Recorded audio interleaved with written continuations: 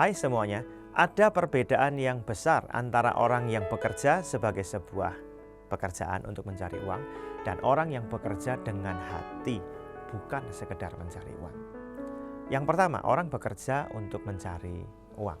Pokoknya dia sudah memenuhi standar yang ditetapkan perusahaan, ya sudah. Dia berpikir bahwa itulah yang harus dia lakukan, selesai. Tapi orang yang bekerja dengan hati akan berpikir demikian. Standar itu adalah sebuah pencapaian minimal, paling sedikit harus dicapai sekian. Dia akan berusaha membuat pencapaian yang lebih daripada standar yang ditetapkan. Kenapa?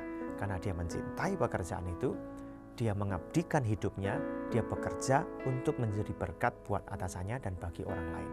Hasil karyanya harus jadi berkat buat orang lain.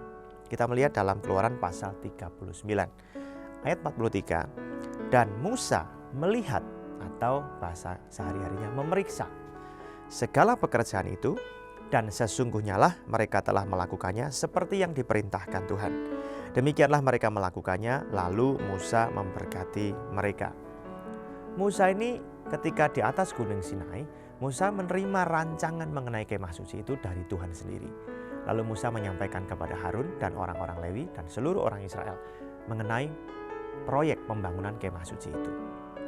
Sebenarnya Musa ketika sudah memerintahkan kepada Harun, ada kepala proyeknya, memerintahkan kepada Itamar ya untuk menyusun semua laporan pertanggungan jawabnya, maka ya sudah.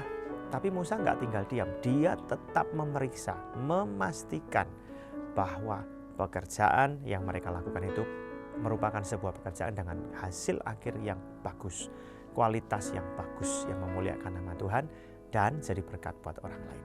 Kita bisa melihat hati Musa, kualitas Musa di sini. Dia bukan sekedar bekerja saja sebagai sebuah kewajiban. Dia bekerja dengan hati.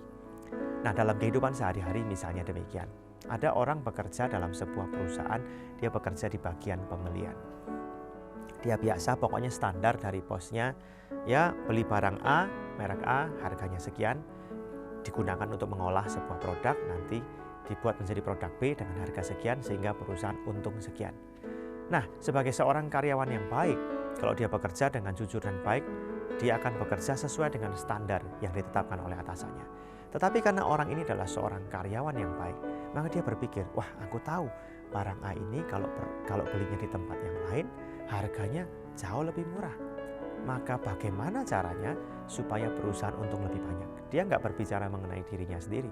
Dia datang kepada bosnya, dia berkata, bos, saya lihat produk A sama dengan tempat kita, mereknya sama, beli di tempat yang lain itu lebih murah, sehingga perusahaan bisa mendapatkan keuntungan yang lebih banyak.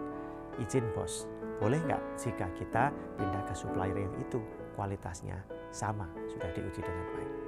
Nah, kalau karyawan ini menjadi seorang karyawan dengan kualitas seperti ini, dia ini calon orang sukses. Kenapa? Dia bisa dipercaya, dia bekerja dengan hati, bukan sekedar memenuhi standar, tapi dia berusaha untuk jauh di atas standar. Dalam kehidupan kita, apapun yang dipercayakan Tuhan kepada kita, mari kita bekerja dengan hati. Kita memikirkan yang terbaik bagi pekerjaan Tuhan. Bukan cuma sekedar memenuhi standar minimal yang harus kita capai, tapi kita mau mengejar target yang di atas standar itu. Sehingga apa?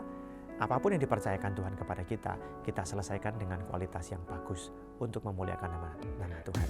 Mari bekerja dengan hati, mengelola semua yang Tuhan percayakan kepada kita. Tuhan